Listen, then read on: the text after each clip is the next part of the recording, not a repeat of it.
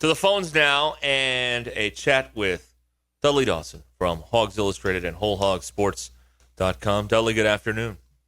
Hello, dudes. What's up? What's up? Sorry for the Cardinals last night. I know that was painful to watch, I'm sure. No, painful would be not even getting to participate in the tournament. It was a great September, but we were never a great team, and we just got to go out and get some stuff and get better next year. Okay, very good. What is the there's something new with recruiting and the and guys that leave going into the portal. Can you kind of explain what they're doing with all that with the NCAA?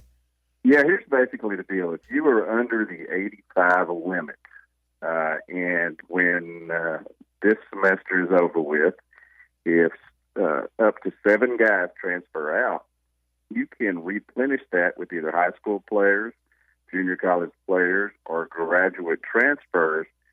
So what might have seemed like it was just going to be, what might have seemed just like it was going to be a class that really only had 3 or 4 more spots left now has the possibility to have, upwards of 10, something like that.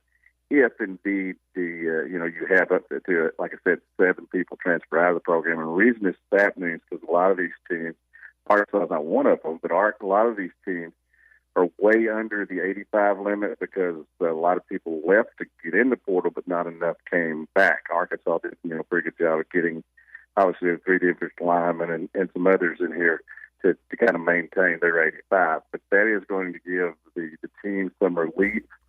And as you look going into into 2022, you'll be able to kind of pick and choose again and not have to get these guys under the initial counters of 25. Wow. That's a major step forward. This is going to be one of those things with the scholarships and the transfer portals. This is going to be one of those things they're tweaking as they go along, correct? Yeah, and certainly it is causing problems in a lot of places, but the NCAA, every once in a while does something good, and I think this is one of those things allowing those coaches and those programs to get to a point. And as Coach Pittman said, if you didn't have something like this, you could have teams with 70 people, and he said, and then they fire me, and then they bring in a new guy, and he still wouldn't be able to add to it, and they fire him too. So, it's a matter of just having your program at full strength. You have 85 scholarships, 105 on campus once school starts. So, it's just a replenishing deal, and certainly something that appears to be great. I thought that the transfer portal was going to be, a pretty nice thing too, and it has to a certain extent, but there's certainly been some issues that they're trying to get corrected with legislation like this. So how long until somebody, basically fires 5 kids on signing day because they can replenish them with 5 more kids Nick that they Saban know are better? Do that, would he? Yeah. Yes, absolutely. He made a point that in his Wednesday press conference that there were seniors who have a year left, the COVID year, that he would like to bring back. There are some others he's not sure that they'll be asked to come back, and he's going to finagle it to where he can have his best team. Just like Coach Richardson used to say, he used the phrase yesterday, the numbers will figure themselves out. So basically, while no coach would actually go out and actually say, we're going to let kids go who aren't helping with the program, that's going to happen. It happened last year. It'll happen this year. It'll continue to happen. It's just not spoken out loud. Interesting. So one of the storylines that came out of this last weekend was the moving of Crawford and St. John inside at the guard spot, and I know that they're saying, "Oh, Pittman likes big guards." When you hear of guys making in-season position changes, antenna go up and say, "There's a problem." But I get the feeling, just in listening to Sam Pittman talk about this is something that's either been in the works for a while, or these guys have been cross-training at the guard and tackle spots, and now they're just going to concentrate on inside play. Yes, I will have to admit that I like big guards, and I cannot lie as well.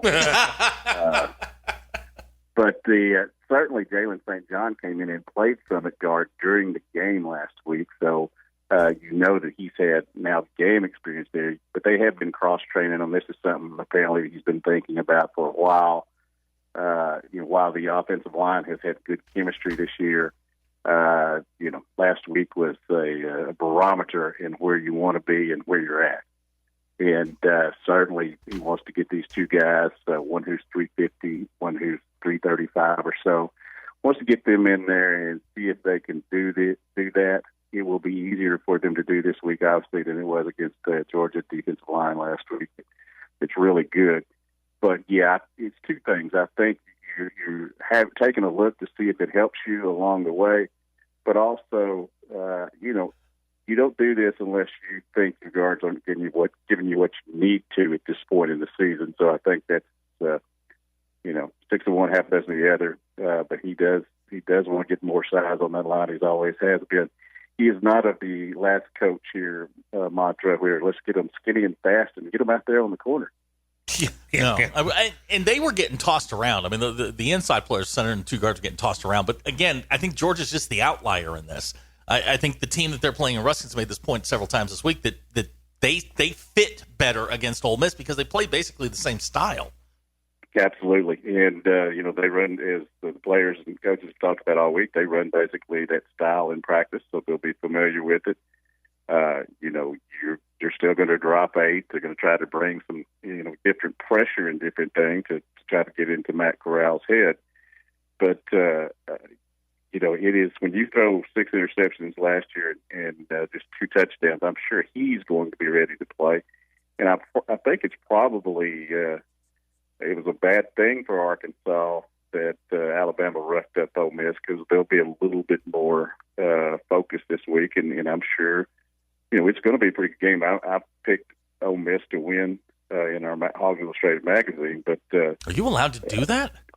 No, yeah, absolutely. I do it all the time. Wow. I mean, let's think about this. They've won before the season. They've won 11 of 45. It would have been ridiculous to continually pick the Razorbacks, and I've tried to be fair about it, and I've done pretty good. Yeah, but being fair and balanced is not what the people want. No. They want blind optimism. They want Homer talk. That's right.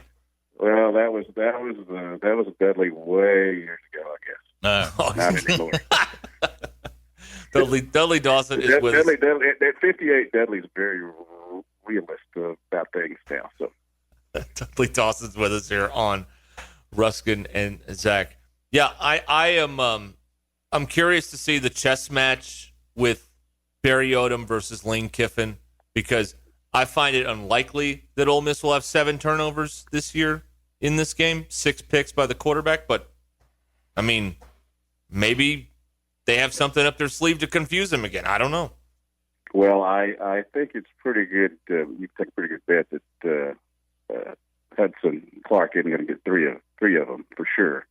If he's coming off the bench now, certainly for a guy. This is the most interesting thing to me. This is the game last year where Jerry Jacobs decided, I'm going to get myself ready for the NFL. And I thought, you got to be kidding me. He's actually on an NFL roster with the Detroit Lions. Yeah. They're still in the NFL. Yeah. They have uniforms and everything up there in Detroit. Yeah. Is KJ... how's he doing? Is he still kind of nursing the injuries, or what's kind of your read on all that? Those who have watched practice this week say he is moving much better than he was last week, and coaches that come out and said he's great, he's 100% and all that. I doubt anybody's 100%. Go 6 game of an SEC season. But I think he's healthy enough that he's going to be able to run what they want to run on Saturday and not have to worry about anything. He can run over dudes like he has done some. You look back, there's one, probably his best play last week for him was the run that got called back. Somebody got called back for holding or whatever. I mean, what was it, like 40-yard run?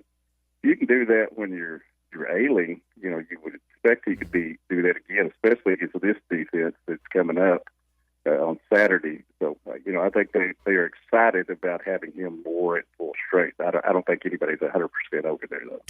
So if I'm hearing you, and I think I'm hearing you correctly, this should be a return to form from what we saw the first 4 weeks, where Trey Williams, they actually call his name, Jalen Catalong, we see him doing things. This should be a return to form. Georgia's just an outlier. They're one of the elite teams in the country. They're in your rear view. You don't have to worry about them.